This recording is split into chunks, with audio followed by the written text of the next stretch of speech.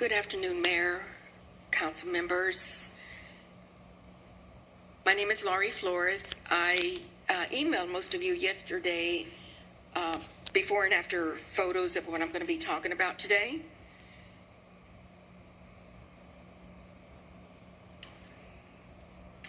I will be explaining what caused, before we had ditches, today we have detention ponds.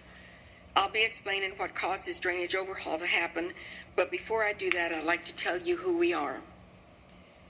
Bonita Gardens, Precinct 574, is a predominantly brown community of U.S. citizens of predominantly Mexican descent. We were founded in 1936.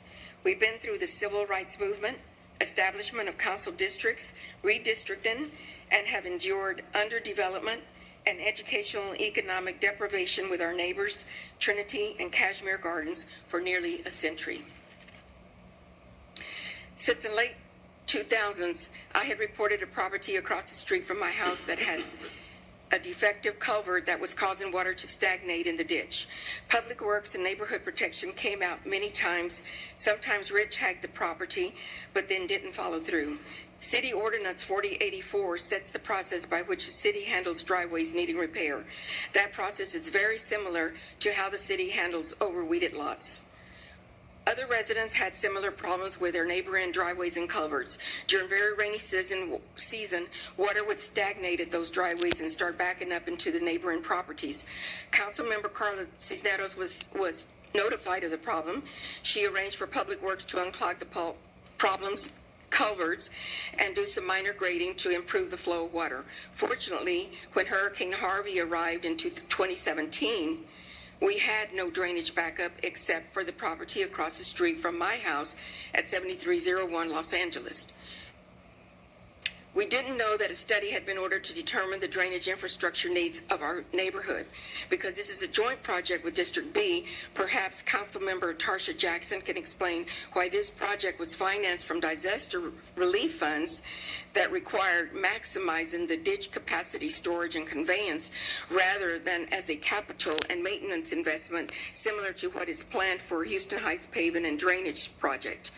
That project includes construction of concrete paving with storm drainage, curbs, sidewalks, driveways, street lighting, and necessary underground utilities. Ultimately, Bonita Gardens wants a capital investment into our community similar to what is being done in Houston Heights. Thank you for your time. I hope that you will stop this environmental unsafe property devaluing regression in our community and instead prioritize moving distressed neighborhoods like ours into the 21st century. Councilmember Castillo. Thank you, Mayor. Lori, thank you for being here. Do you need a few seconds to wrap up? Respectfully. Sure. That was it. Oh, okay. Well, I know we have been in contact with you about this specifically. One thing that is available as an option is for Public Works to go out and meet with you at the location itself, specifically where you have concerns. Is that something, you'd be willing to do, is to meet them on site? I have met with Public Works on site.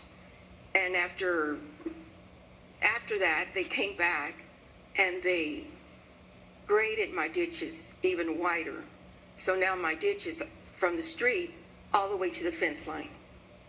So that didn't create this capital improvement that I've actually spoken to Mr. Robert Miles at Public Works several times, and he said that it was above his, we would have to go above him to make the changes that we wanted. And they just had to follow the plans that were asked for them to design.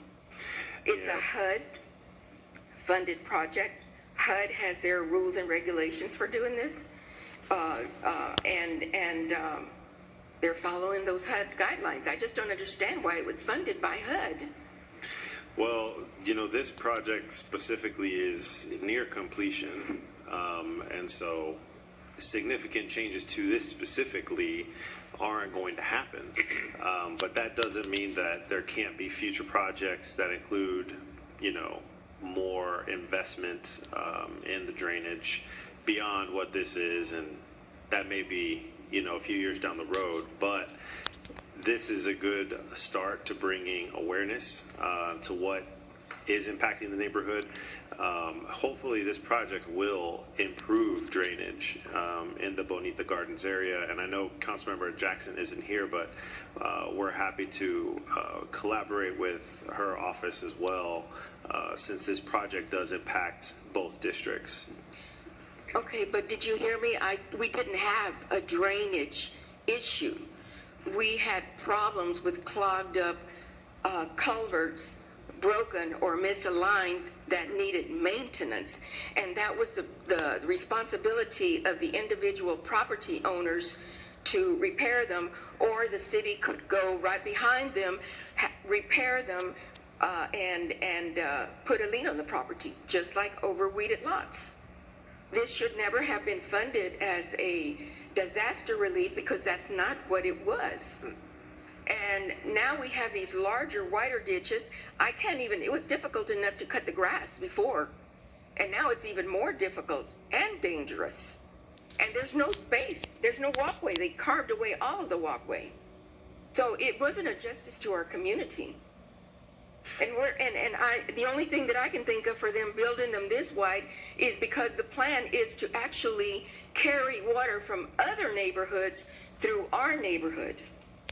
And that's a very gross environmental injustice to us. The waters contain pollutants, toxins, bacteria, and then if they sit in the ditch for a while, they're going to grow more bacteria and mosquitoes. Yeah. So I don't see the justice that was done to us by doing this. Well, there are actual city programs out there that do repair culverts that are collapsed, stormwater inlets, ditches that are not draining, regrading, through different mechanisms like the Stormwater Action Team. And so we have taken more of that back in terms of maintaining ditches and looking at repairing those things specifically. But I think we can continue to visit with you about your concerns, and we do have Public Works here as well, specifically on the environmental side, because I also want to be assured that there are no environmental impacts to the area, intended or unintended, and that's something that we can continue to discuss starting today. Okay, I realize that there are other communities that would have loved to have this work done in their community, because it sounds like they need it very, very badly.